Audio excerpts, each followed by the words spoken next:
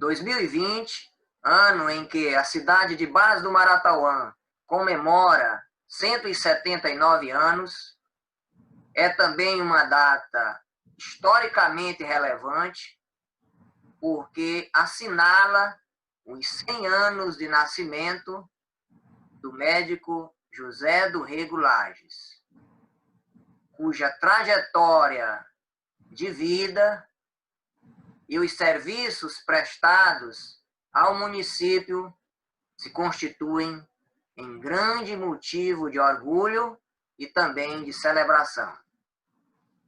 E para celebrar este momento, além de outras homenagens já vinculadas pela série Tributo à Cidade Natal, realizada pelo portal Entre Textos, nós temos a honra de ter conosco o professor Monte Filho.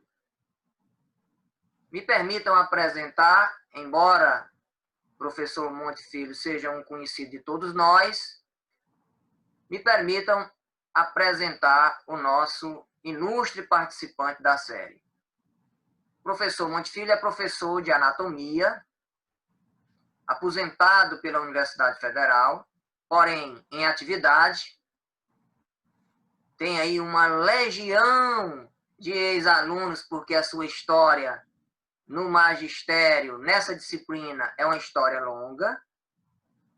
É um grande colecionador de amigos, em função dessa personalidade muito expansiva que lhe é própria, de seu apreço às pessoas, de um modo geral. E, além de tudo isso que o tornam uma pessoa querida por todos nós, é um apaixonado por sua cidade natal. É uma das figuras notáveis de Barras do Maratauã, que mais divulga os seus aspectos positivos. Onde está o professor Monte Filho, está também Barras. O professor Monte Filho vem escrevendo também memórias sobre a sua cidade natal, muitas delas já divulgadas por meio de redes sociais, muitas delas já lidas por muitos de nós nascidos na cidade de Barras do Maratauã. É também ativo membro da maçonaria e grande entusiasta de várias atividades sociais e culturais. Professor Monte Filho, é uma satisfação tê-lo conosco, falando exatamente de um tema motivador e falando sobre esse tema motivador porque o senhor teve grande convivência com o médico José do Rego Lages e também com familiares.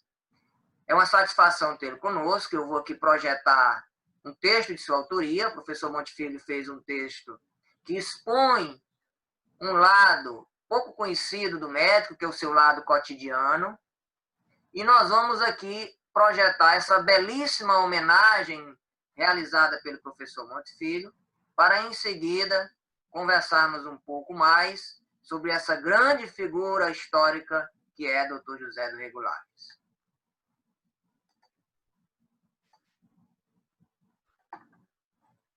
Boa noite.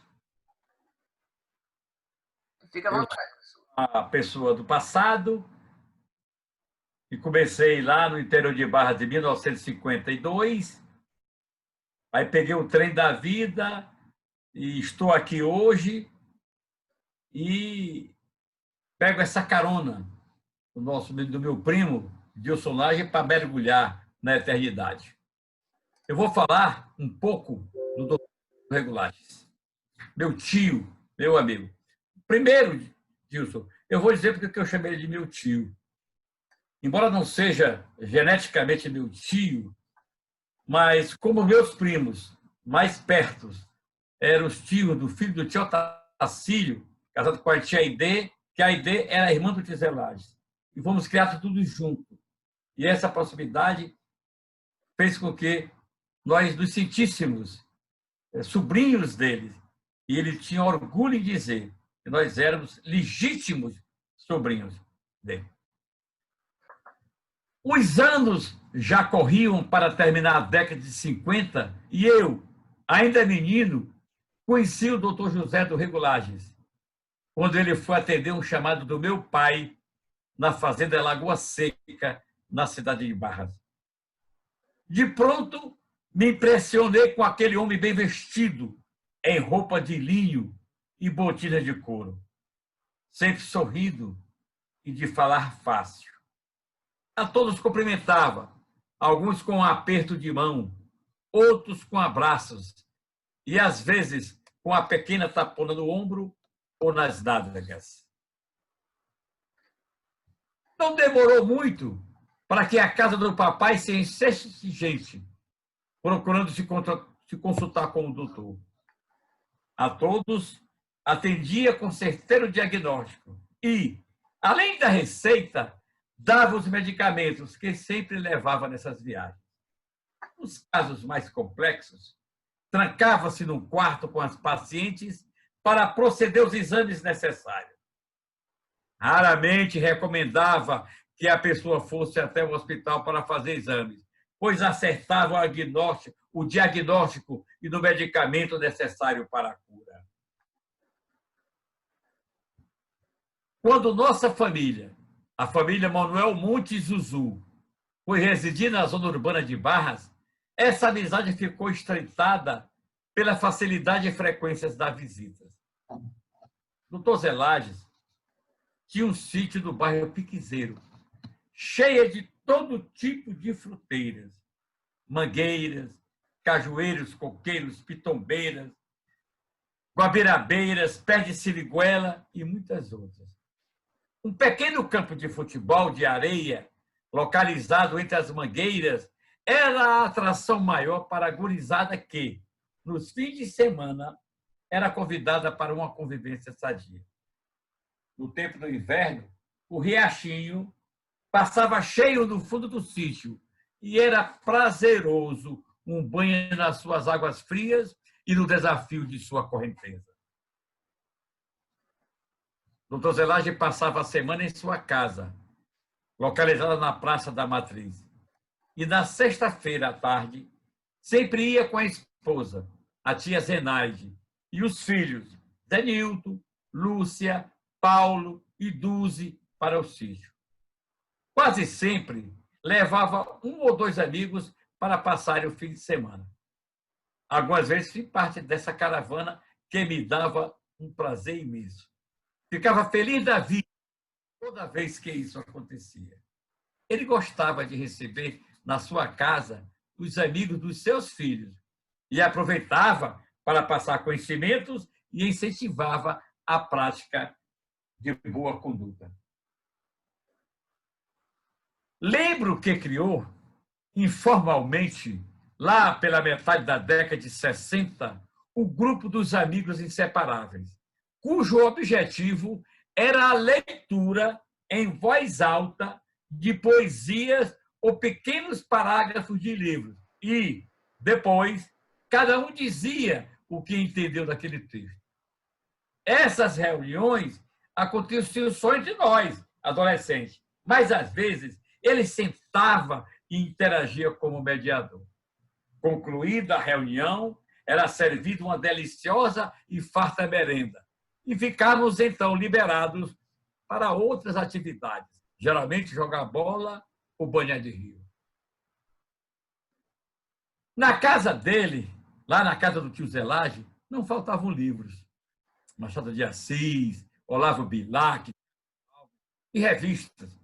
O Cruzeiro, Manchete, Fatos e Fotos, Seleções. E na área infantil, era Tio Patinha, Mickey, Zé Carioca, Zorro, Roy Roger, Tarzan, Capitão Marvel, Super-Homem, Fantasma, etc. Jornais trazidos de Teresina e até do eixo Rio-São Paulo atualizavam as notícias nacionais. Doutor Zelage era um homem incansável, irrequieto. e fazia uma medicina social. Atendia no Hospital Leônidas das Melo e na Legião Brasileira de Assistência. 2 casas de saúde que foram implantadas por ele em Barra. Atendia em qualquer lugar e a qualquer hora, sem nada cobrar. Sol e chuva não eram impedimentos para não socorrer o necessitado. Um chapéu de massa, uma capa cinza, um tensiômetro e um estetoscópio transformavam o cidadão em super-homem. E lá ia o nosso herói, enfrentando todo tipo de intempéries na missão de salvar vidas. A cada dia que passava, eu me impressionava mais com aquele homem. A cidade toda o respeitava e o admirava, e a ele acorria em busca de soluções para os mais diversos problemas. Por isso ele era chamado de para-raio. Tinha centenas e centenas de afilhados, pois toda a família sentia-se honrada a ter um filho cujo padrinho era o Dr. Zelade. Nenhum outro cidadão teve mais afilhados na terra dos governadores. O seu prestígio era muito grande por toda aquela região, alcançando todas as cidades no entorno de Barras. Em Esperantina, terra da sua esposa, tinha um apoio restrito dos Lages, dos Rebelo Sampaio, dos Ramos, dos Mendes e outros. Em Batalha, Machado Melo e os Pires Alves. Em Miguel Alves dos Rego. Em Nossa Senhora dos Remédios, os Rocha, os Cego e os Fernandes. Em Portos Bastos, Bastos e os Gonçalves. E em Parnaíba, os Gonçalves. Sempre, Dr. Zelade sempre teve proximidade com vários governadores.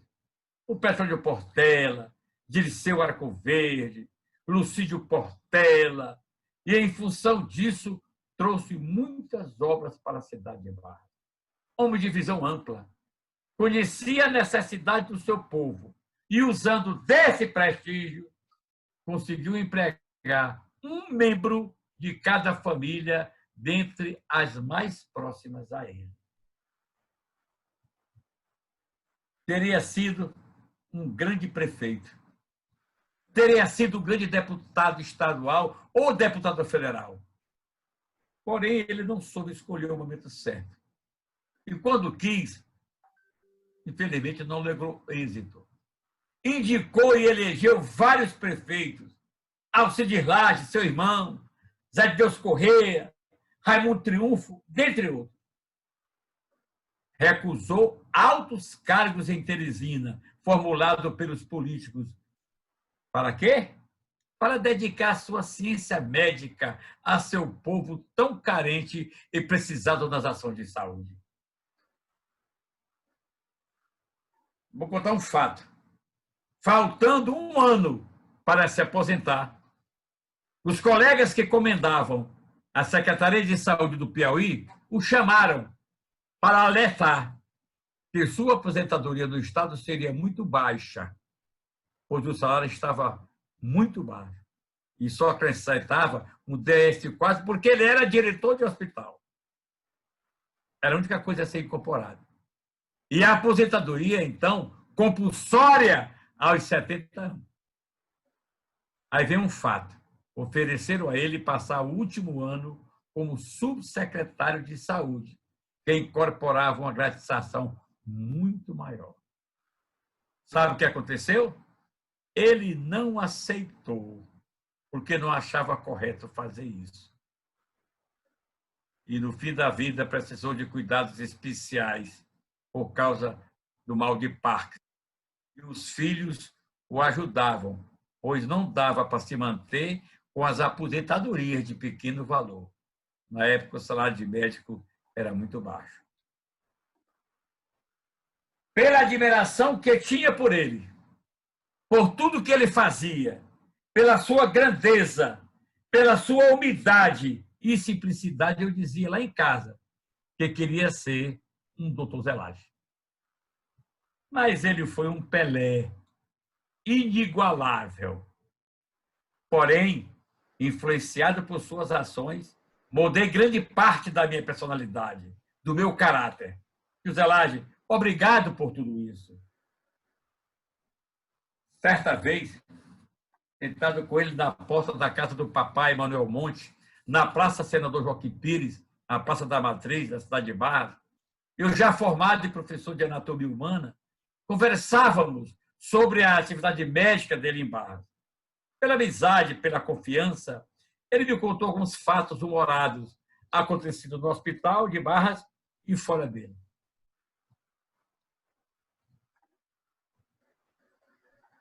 Primeiro caso que ele me contou, a mulher e o toco. Era noite, já andada a madrugada dentro e batem na janela da sua casa em busca de socorro de emergência. Um moço que residia na zona rural, aflito, chegou pedindo pelo amor de Deus que o doutor fosse acudir a sua esposa, que já se encontrava no hospital, se esvairindo em sangue, posto que ia tropeçado no estoco de uma rota e caindo com ferimento profundo. No caminho para o hospital, doutor Zelage perguntou ao caboclo onde o toco tinha ofendido a comadre, no que ele respondeu. Doutor, foi ali nas partes, entre o vial e o trivial. Ele quis dizer que a mulher foi ferida entre o ânus e a vagina. Segundo caso, um parto e o pai da criança. Na rotina hospitalar de um sábado qualquer, doutor Zelage fez um parto normal de uma mulher jovem e sem nenhuma intercorrência. Após o ato médico, dirigiu-se à parturiente e disse a ela: você dorme hoje aqui no hospital e amanhã cedo, depois da missa, eu venho lhe dar alta e você vai para casa. E assim fez. Encontrou a mãe já banhada, sacola pronta e com o filho nos braços, caminhando do corredor da enfermaria, de um lado para outro. Disse-lhe então: já assinei os papéis e você já pode ir para casa. Mas antes me diga se o pai já veio ver o filho. De cabeça meia baixa, sem encarar, o doutora disse: sei não, senhor, ele não se dá com meu marido. Foi isso que aconteceu. Terceiro caso, Dona Chiquinha Lages, uma prima dele, e a eleição. Nos anos 60, era regra o eleitor levar no envelope a chapinha de papel com o nome do candidato de sua preferência e colocar na urna. Essa chapinha era fornecida pelos dirigentes de partidos e cabos eleitorais.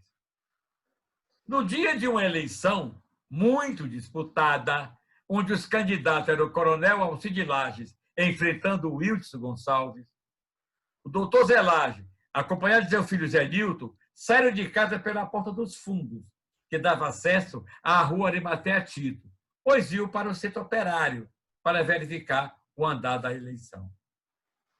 Ao passarem na porta da casa da dona Chiquinha Lages, encontraram com ela e o doutor Zelage, depois dos cumprimentos, lhe indagou: já foi votar, Chiquinha? Votou certinho? Ela respondeu: votei sim, Zelage. E como gosto dos dois candidatos, botei no envelope uma chapinha para cada um.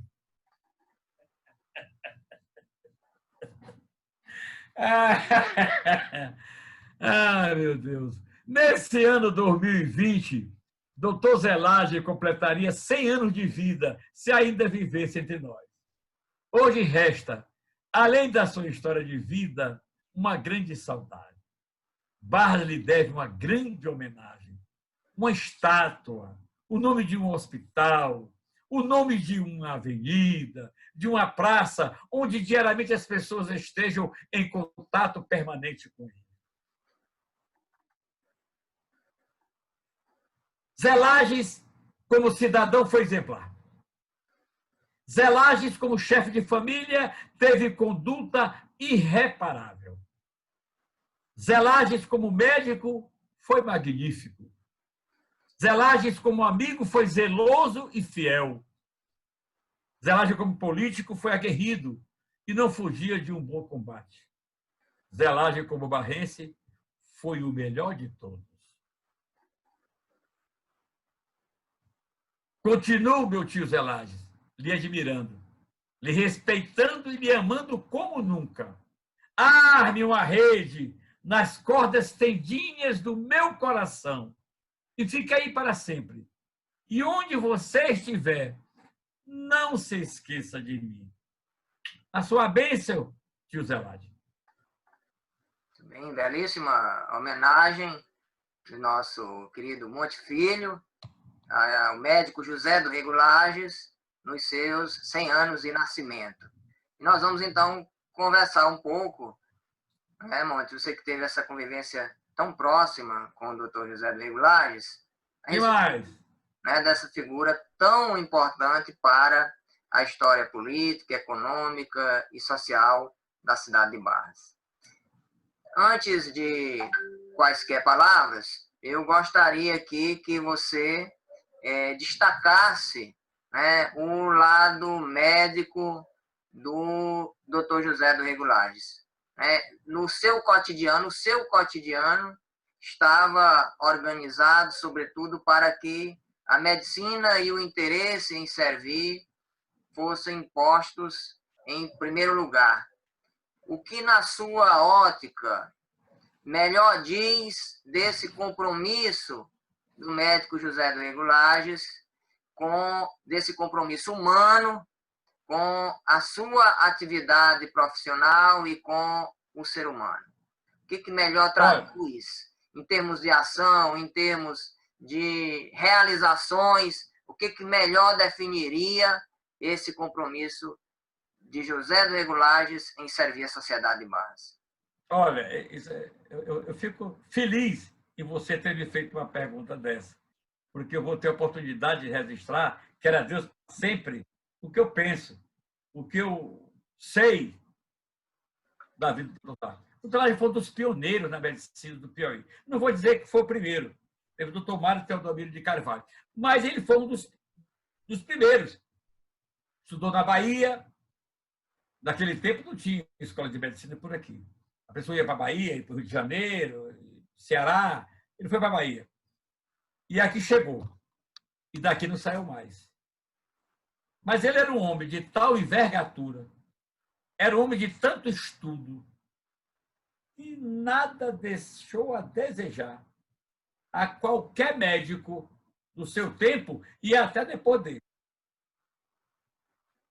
Eu convivi com o doutor Messias Melo, um pediatra de renome batalhense que morou aqui em Teresina.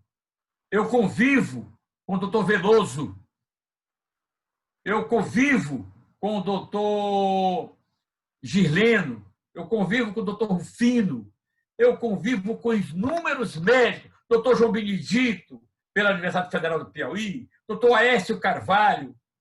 E eles se impressionavam com o conhecimento profissional, com a perícia do doutor Zelages.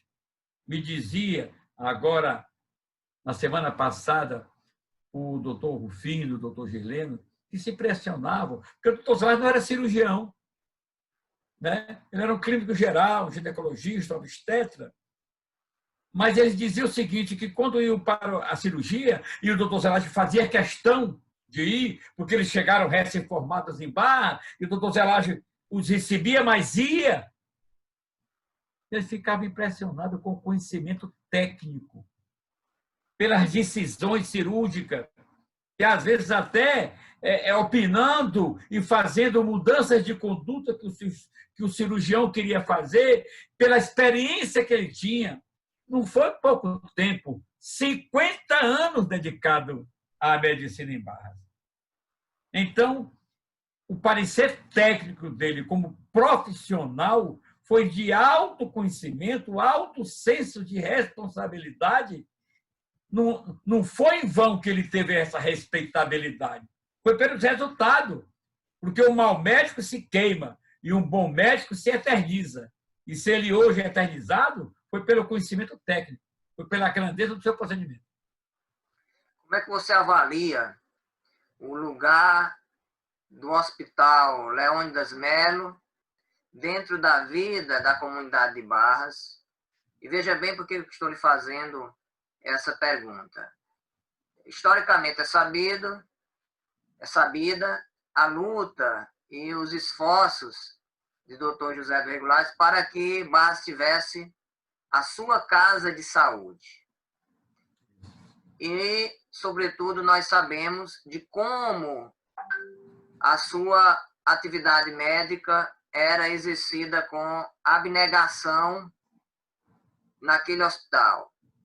Você avalia que a maior realização de Dr. José do Regulares tenha sido concretamente entre centenas e centenas de ações que têm, direta ou indiretamente, a sua presença visível, a sua presença que muitas vezes não é sabida por muitos, mas esteve lá, né, o empenho dele, alguma ação dele no sentido de que aquela ação de sentido coletivo conseguisse chegar até os barrenses. Então, você avalia que o hospital tenha sido uma das maiores conquistas de Dr. José do Regulares e um dos grandes impactos na vida de Barras ao tempo em que ele foi estabelecido? Olha, Gilson, eu não venho trazer a verdade. Você, como eu, somos professores. O bom professor não é o que ensina, é o que instiga o aluno a pesquisar, a ir atrás. Pô, mas eu sei fatos. A saúde de Barras era precaríssima, não tinha quase nada. Foi o doutor Zelage que criou a Fundação Mariana Pires Ferreira. Era Mariana Pires Ferreira, os Pires Ferreira, Joaquim Pires Ferreira. Aquela casa onde é o hospital era a casa de residência dos Pires Ferreira. Aí teve a Fundação Mariana Pires Ferreira e o doutor Zelage, pelo seu prestígio, pelo seu trabalho, foi que começou a criar o hospital. Mas veja bem, a saúde tem duas vertentes. Tem aquela saúde do dia a dia, curativa, de emergência, mas tem outra saúde, que é a da prevenção. E o que fez o doutor Zelage? Foi atrás da Legião Brasileira de Assistência, que era outro viés da saúde, é de fazer o trabalho de conscientização, o trabalho preventivo, de educação. Tinha a Legião, que ele trouxe pelo seu prestígio, e fundou o hospital pelo seu prestígio e pela sua consciência de amor à saúde. Eu tenho uma frase que eu digo o seguinte: o doutor Zelage teve muito amor para Barras, porque Barras teve amor por ele. Porque, às vezes, ele não foi compreendido, porque ele pensava à frente do seu povo. Ele, um certo momento, ele fez implantar em Barras a Fundação Saúde Especial, o FCESP, e que, de certa forma, confrontaram com o modo dele pensar. Ele era que conhecia a realidade. O FCESP tinha uma estrutura de poder nacional, internacional, naquele tempo que os Estados Unidos tinham uma força muito grande no Brasil. Ele não foi compreendido. E, de certo momento, ele foi esquecido. Ele foi tirado dali de frente. Ele sofreu muito. Porque ali era filho dele. Aquilo ali, ele pariu aquilo. Ele criou aquilo. E, de repente, ele viu tudo aquilo sair dos seus braços para ir para os braços das pessoas que não tinham o amor por Barra, que não entendiam aquele povo. Mas foi por pouco tempo. Depois tudo voltou para o braço dele, do jeito que ele pensou que era, do jeito que ele imaginava que teria ser. Então, o doutor Zelage foi um homem além do tempo dele. Ele pensava além dele. Se ele pensasse, Dilson, nele, ele tinha saído para Teresina, que ele teve 1000 convites para ir para Teresina, para ganhar dinheiro, para enricar em Teresina, para ser tudo do mundo. Mas ele disse, não, meu sacerdócio é aqui, meu povo é aqui, minha raça é aqui, meu cordão umbilical está enterrado é aqui. A minha missão, se é que eu tenho uma missão, é fazer saúde aqui. Ele não pensava nele, ele não enricou, ele morreu um homem pobre. O doutor Zelagem morreu um homem pobre. Eu vou confidenciar aqui, porque isso vai ficar para a história. O Zé Nilton, seu filho, me disse um monte de filho, o papai morreu, não morria com ele a vontade de ajudar o povo. O povo pensava que ele era rico. E ia lá em casa todo dia, manhã, de tarde e de noite. E ele receitava, e ele tinha que dar o remédio. Mas ele não tinha dinheiro para comprar nem o remédio dele, o doutor Zelagem. Mas aí o Zé Nilton autorizou ao Vicente da farmácia. Vicente, todo bilhete que o papai mandar, uma receita para você dar um remédio, dê o remédio, porque eu pago o remédio. E assim, religiosamente, o doutor Zé Nilton, filho primogênito do doutor Zelagem, pagava mensalmente uma conta alta de medicamentos que o doutor Zelagem dava para as pessoas que o procuravam já nos momentos difíceis da vida dele. Nunca deixou de ajudar o povo de base. Eu quero aqui fazer um relato que coaduna com a sua observação. Eu estava, certa feita, em sua residência, a conversar, quando chegou uma senhora, bateu palmas, né, ele atendeu, perguntou o que era, o que tratava, e ela disse que era um particular. Mas ele disse, não, pode falar, não, ele está aqui, é de casa. Você pode dizer, o que você quer? Eu disse, não, doutor, é porque eu estou com minha energia aqui, com tantos talões atrasados, eu não tenho condição de pagar. Senhora, você sabe que há muitos anos eu não faço política, e não é essa, a função da política não é essencialmente essa, né? Disse, não, mas eu vim aqui falar com o senhor exatamente, porque eu sei que o senhor é um homem generoso. E aí ela contou a história dela, da dificuldade dela em alimentar os filhos, né? E aí ele ficou, porque ele realmente não tinha, estava sem condições de pagar aquela conta. Ele ficou e disse, minha senhora, eu vou ver aqui o que eu posso fazer aqui. Aí, quando ela disse que ia ver o que ela podia fazer, a senhora já fez um outro pedido, né? E o pedido era de medicamento para a pessoa que estava doente.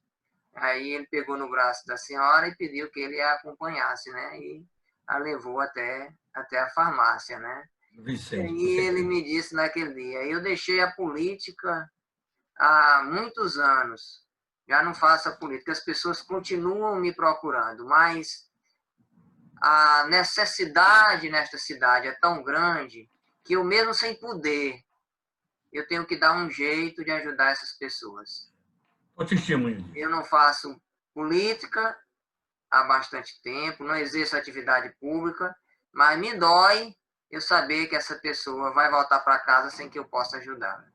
Então, então, essa foi uma ação, e eu vi essa ação, ações parecidas, Deus, porque havia nele uma preocupação efetiva com os seus conterrâneos. Né? Agora, eu vou dizer aqui uma coisa que pouca gente de Barra sabe. Atenção, barrense. Preste atenção. O doutor Zelagem fez uma casa para os padrões da época, muito confortável, muito grande, ia de um quarteirão ao outro. E recomendaram que ele colocasse o quarto dele na parte do meio da casa, ou mais para trás, que ele pudesse...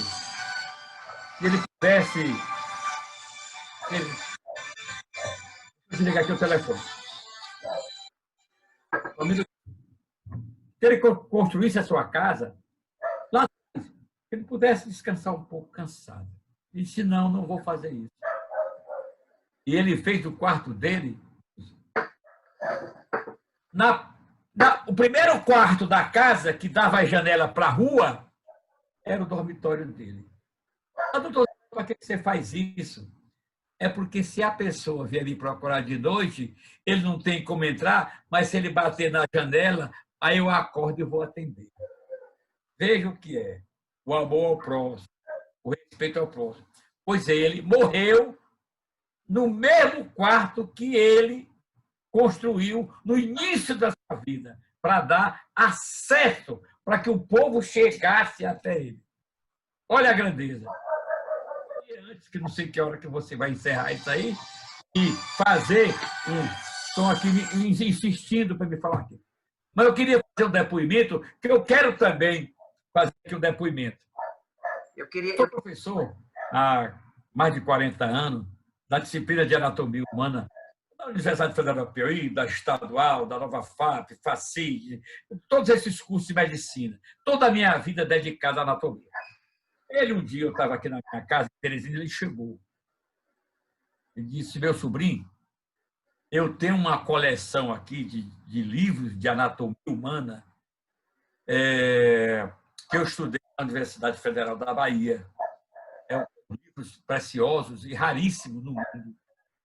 Livros em francês, de um escritor francês chamado Testy, e seus auxiliares, que é Testy Latagé. E antes que eu morra, eu queria pegar esses livros que estão aqui na minha casa e eu queria que você fosse o portador desses livros para entregar para a biblioteca da Universidade Federal do Piauí. Isso pode ter certeza absoluta. Vou pegar esses livros que ele me entregou e vou levar para a Universidade Federal do Piauí. Aí, se você me perguntar, você me entregou? Eu digo, não. Livros estão comigo. Porque eu acredito ainda que Barras ainda vai fazer um memorial para o seu maior homem, para o maior barrense de todos os tempos. Vai fazer um memorial lá em Barras do Baratoa. E eu quero pegar esses livros, que não são meus, são dele, da memória científica dele, e ter o prazer de doar para esse memorial do começo da vida de medicina do Dr. Zelagio. Não sei se fiz certo, mas eu não entreguei os livros, estão comigo. E vão para o memorial do Dr. Zelagio. Eu queria ainda pontuar aqui, para nós encerrarmos, eu queria pontuar aqui uma última questão que eu acredito que seja de grande valor para nós fecharmos aqui esse diálogo sobre essa figura ímpar do médico José do Regulares. A sua atividade pública, enquanto agente público, a sua atividade sempre foi pautada essencialmente no interesse em servir. Mais do que em serviço, né, dos benefícios que, naturalmente, o poder confere a quem é portador dele, havia, sobretudo, um interesse de servir. Materializado exatamente no fato de que, sobretudo, ele não buscou acumular fortuna, não buscou fazer patrimônio no exercício da atividade pública, de tal modo que nós podemos ombreá-lo, cada qual ao seu modo, a figura de Leônidas Melo, que teve, no exercício da atividade pública, uma posição muito parecida. Para ambos, a preocupação humana estava, sem sombra de dúvidas, no primeiro lugar. Então, o poder ele existe efetivamente para transformar os espaços, transformar as pessoas, para efetivamente contribuir no sentido de que nós sejamos hoje melhores do que nós fomos ontem. E que o sentido de coletividade ele possa ser estabelecido. E aí me ocorre, estou fazendo essa observação por quê, para nós fecharmos aqui o nosso diálogo. Me ocorre, certa feita, uma observação sua acerca da administração pública. Certa vez eu perguntei para ele se ele tivesse chegado ao executivo municipal, naturalmente que esse não era o seu grande objetivo de vida, tanto que ele poderia ter dado continuidade a esse intento, e ele abdicou. Isso não era o seu grande objetivo de vida, o seu objetivo era, de fato, o exercício da sua atividade laboral. Mas ele me disse naquele dia exatamente o que ele faria, como é que teria sido organizada a sua administração e como ele havia concebido a sua presença no executivo. E entre as coisas que ele destacou estava a adoção de mecanismos para fazer uma gestão participativa. Então, muito do que nós acompanhamos, vemos hoje, eu via refletido lá no discurso dele. Essa fala foi lá nós não tínhamos ainda um contexto de organização que nós temos hoje, com a presença, inclusive, com a presença que teve dos movimentos sociais. Então, ele concebia uma administração organizada, sobretudo, a partir de conselhos que pudessem não apenas ajudar a construir as políticas públicas, mas de conselhos também, sobretudo, que ajudassem a fiscalizar concretamente a realização dessas políticas. E eu fiquei encantado naquela conversa que tivemos com o que ele havia sistematizado, com tanta coisa bonita que ele havia sistematizado, né, para pôr em prática se ao executivo tivesse chegado. E o faria porque ele era um homem não apenas de palavra, mas era, sobretudo, um homem de ação, né? Então, eu, para finalizar aqui, perguntaria a você, né? Qual é a leitura que você faz do Dr. José do Rego Lages, agente público? Nós falamos muito aqui do lado cotidiano, né? Você falou muito do lado cotidiano dele, do lado profissional e do lado político. Como é que você definiria o político José do Rego Lages? Pronto, é fácil também, é fácil. O José Lages foi uma das maiores lideranças de todos os tempos. No tempo dele, tinha Dico Gonçalves, de um lado, tinha ele com o Alcides, que era seu irmão, do outro lado, e tinha uma força intermediária, que era o Antenor Rego. E nessas três grandes vertentes, que iriam se compondo e, de acordo com a composição dessas pessoas, a vitória acontecia para um lado e para o outro. Mas ele, como você disse, nunca teve apego pessoal para ser o cabeça. Ele gostava de indicar, ele gostava de patrocinar, ele gostava de sugerir, porque ele estava muito apegado à saúde. Quando meu pai foi candidato, você vê o papel dele. O papai foi candidato na Associação do Carvalho. E muito próximo já da eleição, há um mês mais ou menos, o pessoal da oposição colocou um protesto, um impedimento que o papai não poderia ser candidato, porque o papai era tio da mulher do ex-prefeito que tinha falecido. Era uma coisa meio esquisita. Bom, acabou logrando êxito essa ação judicial. Aí caçaram a candidatura do Manuel Monte fazendo, estava um mês. Mas a candidatura estava deslanchada, era fato consumado, a eleição estava ganha. Aí, emergencialmente, o doutor Zelage convocou o grupo para saber quem ia substituir o Manuel Monte nessa candidatura. Todo mundo foi unânime. É o senhor, doutor Zelage, candidato. Quero de jeito nenhum. Não quero. Pois então vamos fazer o seguinte, vamos botar a dona Zenaide, a sua esposa. Não, tá certo. Ele não aceitou nem ele ser o candidato, nem a tia Zenaide, numa eleição ganha. Uma eleição que já estava tudo certo. Quem ele colocou? Ele disse que não tem um vice-candidato da chapa, Raimundo Alves de Souza, Raimundo Triunfo? Tem. Então esse rapaz é o sucessor natural.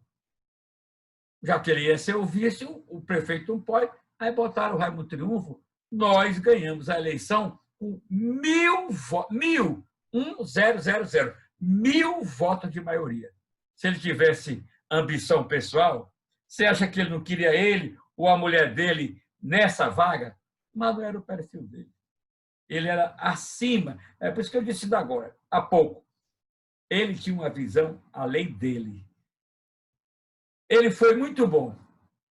O meu pecado, que eu acho que o Tizelage teve, e eu preciso também registrar, que é a história, é porque ele teve tanto poder, ele teve tanta influência, que eu não sei se foi bom ele não dar, assim, vazão e atender ao povo, que ele poderia ter sido deputado federal, pela quantidade de cidades naquele tempo que ele tinha influência, o deputado estadual. Ele tinha condição para ser tudo isso. Ele nunca quis ser nada disso. Não era o perfil dele, ele não queria aquilo. Ele preferia a amizade, o poder, indicar o Chico César, o Pedro Coelho, o Manuel Monte, fulano de tal, para ocupar um cargo político. Mas a paixão dele era a saúde, a paixão dele era o hospital, era a saúde pública, a preventiva, o parto, o dia a dia. Ele vivia dentro do hospital como se fosse uma outra casa dele. Ele não tinha.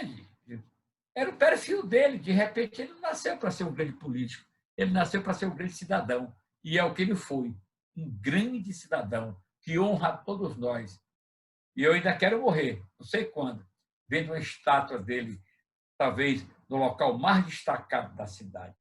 Ele merece isso muito mais. E a história dele tem que ser contada. Como você aqui, eu felicito como escritor, como membro de academia, como homem de visão também de futuro. Você está fazendo um bem imenso à Barras.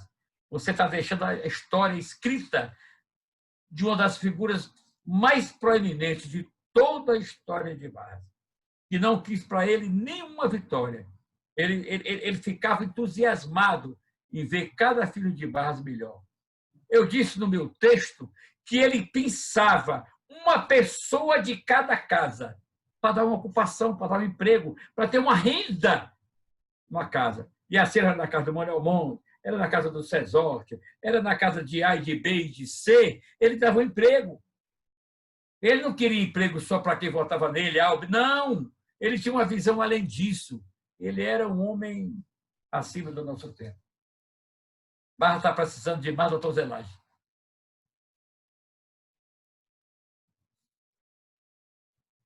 Agradecemos, professor Monte Filho, a sua grande contribuição ao tributo à cidade natal, nessa tarde de hoje, com esse bonito diálogo, com a sua experiência viva do contato com a figura ímpar do Dr. José do Regulares. Muito obrigado, muitíssimo obrigado. Eu que agradeço por essa oportunidade de fazer esse tributo, esse amor, declarar meu amor, Tizelage. Obrigado.